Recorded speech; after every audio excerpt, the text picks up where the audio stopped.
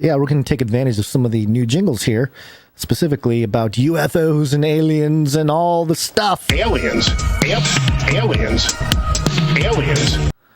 It just keeps happening, Basil. NASA to study UFOs, mysterious phenomena in a new independent study. This is the Jerusalem Post.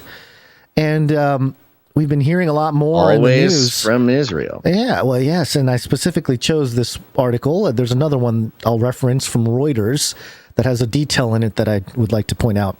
But yeah, this is also on the heels of the Telegraph reporting NASA boss, I believe ET is real. The NASA boss, Basil, says ET is real. And really, it's not that surprising. He's towing the secular talking point of, oh, the universe is just so big. There's just no way there's not life out there. That's the secular line. So that's what the NASA boss says, which is interesting, and I'll get to why in a moment. But here at Jerusalem Post, NASA to study UFOs, mysterious phenomenon in a new independent study. The truth is out there, and NASA's going to find it. Oh, thank goodness for NASA.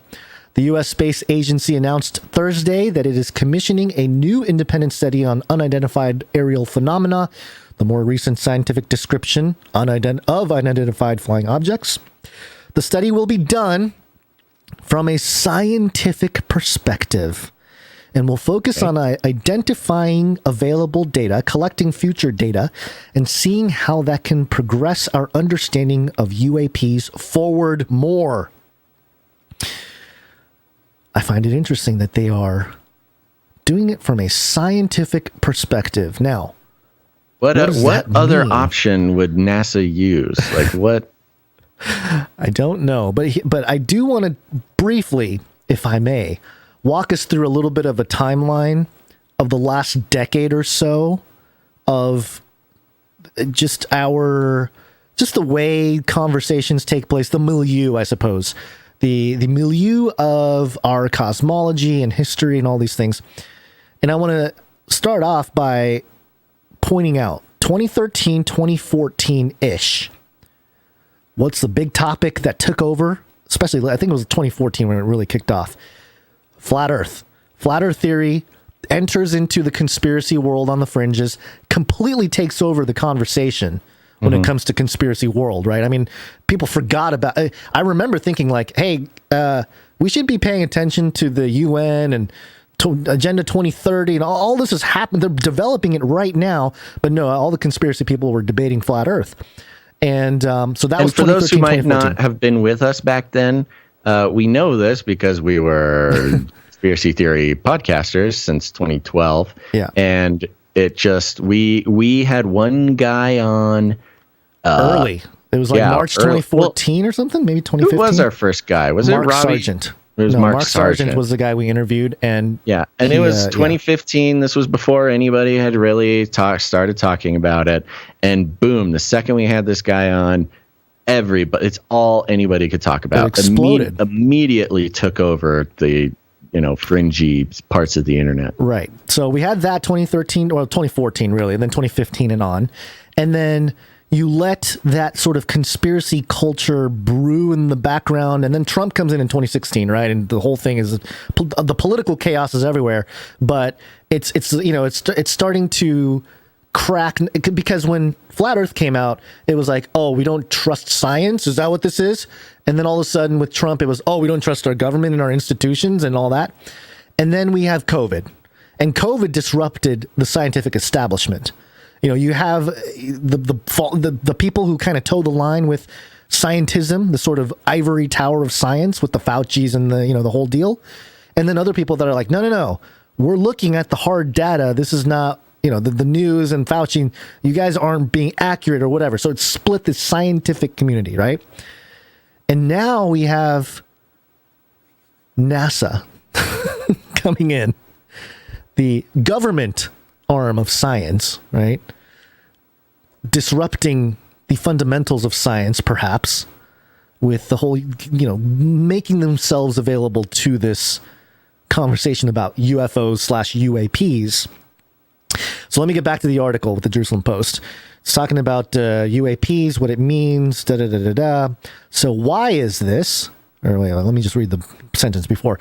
Part of the reason this misunderstanding persists about UFOs and UAPs, traditionally any information about UFOs and UAPs was kept classified and the public ill-informed about these observations, and this is something that is only recently beginning to change. So why is this? There's obvious reasons why so much has been classified surrounding UAPs. Military security. While the public perception of UAPs is the possible existence of aliens from a defense perspective, the biggest worry is that these observations might represent new military technology used by a foreign power. But it is for this reason why the study of this phenomenon has typically been placed in the military sector, such as the U.S. Department of Defense. But NASA is looking to change that. This new study will be done through NASA, an agency not part of the U.S. Defense Department's Unidentified Aerial Phenomenon Task Force or its successor, the Airborne Object Identification and Management Synchronization Group. However, NASA is not operating under the assumption that UAPs are aliens. Rather, they hope to study unidentified phenomena in the atmosphere, which could pose a risk to aircraft safety. Hey, we're not really, it's not aliens and all this crazy stuff. It's just aircraft safety. Don't worry about it, folks. Just let us do our thing. Quote, NASA believes that the tools of scientific discovery are powerful and apply here also. Thomas Zubetchen, the Associate Administrator for Science at NASA headquarters in Washington, said in a statement, "We have access to a broad range of observations of Earth from space, and that is the lifeblood of scientific inquiry. We have the tools and team who can help us improve our understanding of the unknown. That's the very definition of what science is. That's what we do," end quote. Very, I don't know, clear about the mission, you know. And they keep bringing up science, scientific inquiry. You know, are we talking about traditional science or what are we talking about? As is the case with NASA, its findings won't be hushed up or made confidential. To be kept hidden away for decades. Rather, as is always the case with NASA, its findings will be made available to the public. Oh, it's always available with NASA. To the public. Something. What is this weird like framing they're doing where it's like, oh, you can trust everything they say. They don't hold anything weird? Back. Jerusalem Post. Its findings will be made available to the public. Something confirmed in a statement by Daniel Evans, the NASA official responsible for orchestrating the study. The study is expected to take 9 months. Like a pregnancy. Interesting. Quote, It is wonderful that NASA and scientists will be engaged in unraveling the nature of UAP, noted Professor Avi Loeb, an Israeli-American astrophysicist and former head of Harvard University's astronomy department. He's the leading voice of mainstream scientific community advocating for the search of extraterrestrial life. He's also the guy that said, hey, let's go get to the bottom of the Pacific Ocean. We got to recover that alien technology. Come on, folks, let's go. He's also leading the Galileo Project, a private scientific initiative using a unified telescope network to see if mankind is truly not alone in the universe. He's also advocated that UFO and UAP studies be conducted in the scientific sector. Quote, "It is a fishing expedition, and we will end up with a mixed bag of natural and human-made objects," Loeb said in an email regarding NASA's new study. Quote, "But even if we have high-quality data on a single object that demonstrates something else, such as an extraterrestrial technological origin, it would represent the most important discovery in human history." And this is a point, actually, that I've heard L.A. Marzulli make. And I don't know where L.A. got this argument, but this is a very interesting argument because, and I guess it's kind of been mentioned a lot in the UFO community, which is, hey, there's all these pictures, there's all this evidence or whatever. You know, some of it might be real, some of it might be hoaxes, some of it might be a misunderstanding or whatever. But if there's just one piece of evidence that shows that this is of some extraterrestrial or non-human, whatever, some origin of the unknown, then it's, human, the most important discovery of human history. It's got all these implications theologically, cosmologically, philosophically, sociologically, just, the impact straight down the line. And so this leads me to believe that they are setting up for some kind of announcement, maybe in our lifetime, maybe not, but just some discovery that will shake everything up. And then it talks about NASA's astrobiology sector, which, yes, they have been interested in that, as well as, who else is interested in astrobiology / astrotheology is the Vatican and their, Lucifer telescope in Arizona. So that's the article here in Jerusalem Post. But the thing that really stood out to me with all this NASA stuff, NASA announcing all this, is the unsettling feeling that I've been getting about how, as much as, in the political realm, they're like, oh, yeah, Trump is stirring up the Nazis again. We live in Nazi America, is, Nazi 2.0, neo-Nazis, whatever. In reality, the Nazis never really went away. We had paperclip, pre-World War II, or I'm sorry, after World War II. But let me just lay it out. So before World War II, you have Nazi German scientists searching actively for anti-gravity technology, and there's a whole Wikipedia page, Nazi UFOs. I'm not saying this is all, true information, but in terms of starting your research, if this is a new topic for you, then it's a great place to start, because it also touches on Antarctica, Basil, because, the Nazis claimed territory of New Swabia in Antarctica and made expeditions there in 1938. But they were looking for technology with the assistance of the occult. There's all this history written about the communications these Nazi scientists had with something or someone.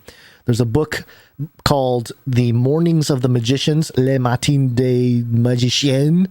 It's a book written in 1960 by Louis Pauwels and Jacques Bergier. They made spectacular claims about the Vril Society of Berlin. And later, they connected the Vril Society with UFOs. They also have the Thule Society, the Thule Society in Nazi Germany working together to create this Vril Society, looking for flying discs and stuff like that. So that's pre-World War II. Then we have World War II. The world is shaken up. The U.S. wins. We have Project Paperclip, where all the Nazi scientists were brought into the United States intelligence apparatus, and about 10 years after the fact, NASA is born. NASA launches, and I think it's 1958, if I'm not mistaken, somewhere around there. NASA goes into business, and now, 60, 70 years later, we have NASA, the original UFO hunters, openly stating, hey, we're going to throw our hat in the mix, looking for, or doing a scientific examination of UAPs, which is traditional UFOs. This is Nazi Germany, or the Nazis, the occult side of the Nazis, openly sort of revealing themselves under the auspice of, hey, we're doing scientific inquiry and blah blah blah. So I don't know. It's just weird. There's all this weird, twisty-turvy things going on. And the thing that's even more bizarre is the fact that Jerusalem Post is like all about it. Yeah. Jerusalem Post being an outlet for the Jewish community, right? I mean, it's in Israel. Do you not see a weird thing going on there with the what happened with the Nazis and the Holocaust and all that? And then now they're sort of on the same page with this whole searching for a UFO thing, especially because, and we've talked about this in the past, where some of the rabbis in Israel have stated that the Israelis, the Israel bloodline, we are the aliens. We are here to enlighten the world and awaken them to their true potential, or whatever it might be. So there's that. And then, as a kicker, who wrote this article, Basil, from the Jerusalem Post? His name is Aaron Reich.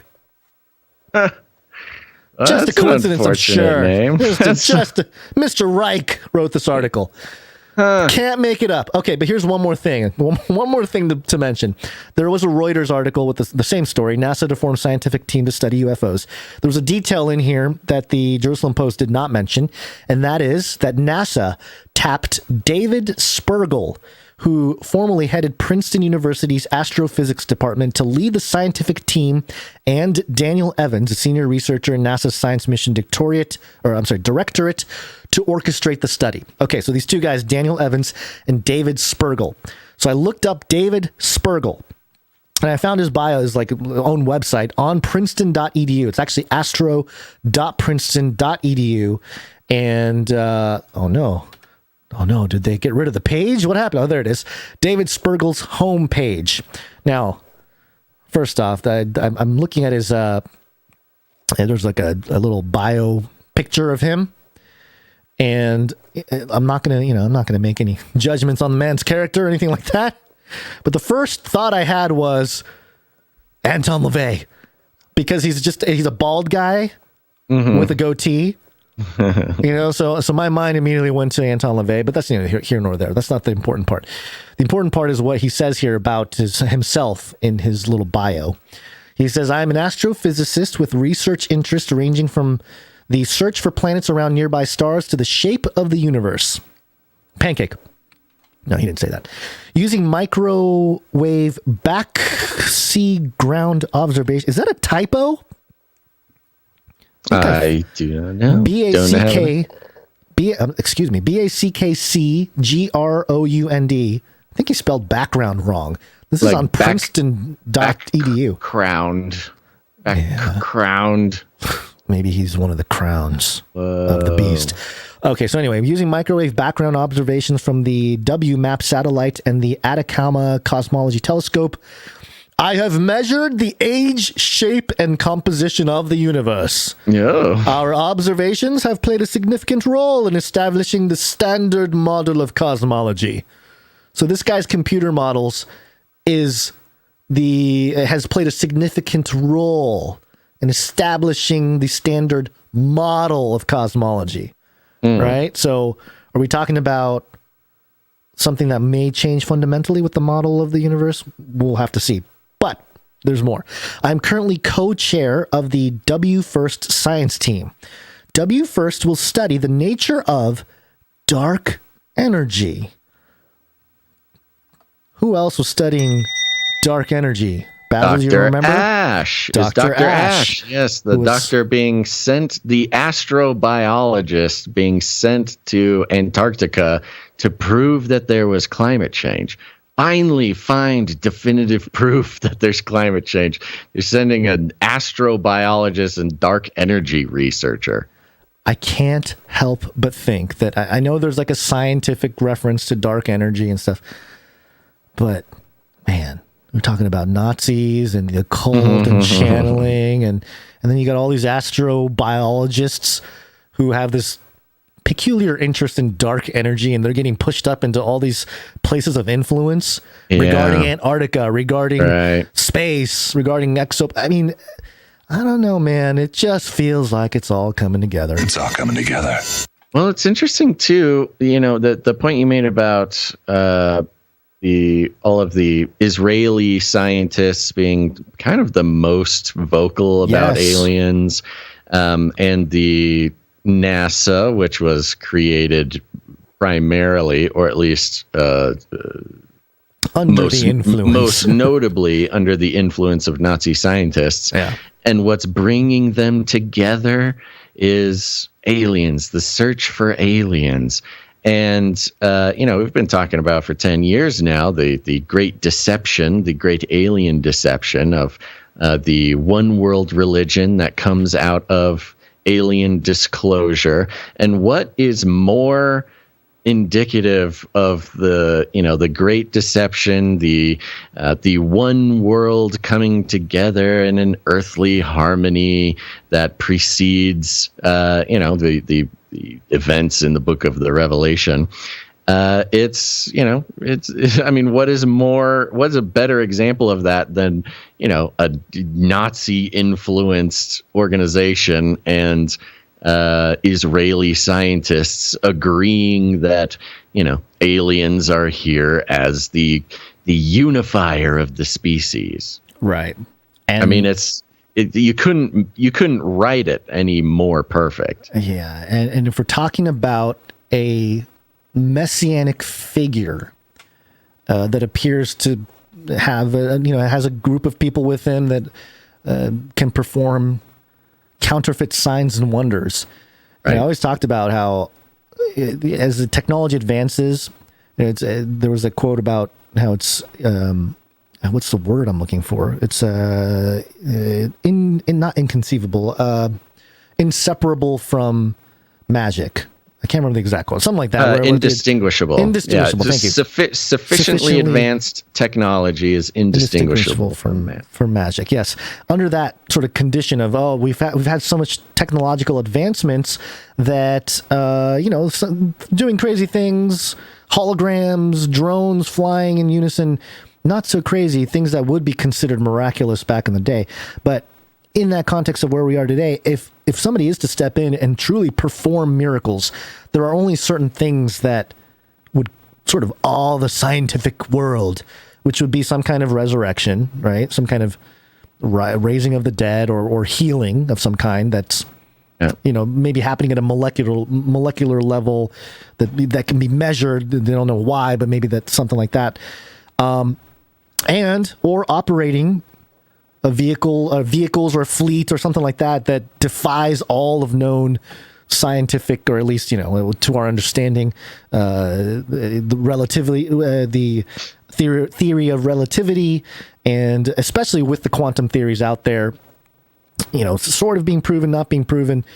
It's interesting to see that perhaps we're entering a time when some of those more traditional in the last 100 years pillars of science are being ready to at least be not changed maybe entirely, but challenged in a way that would create an opportunity for some kind of entity to, reveal themselves as a God level being. Certainly getting set up pretty explicitly. Yeah, there you go.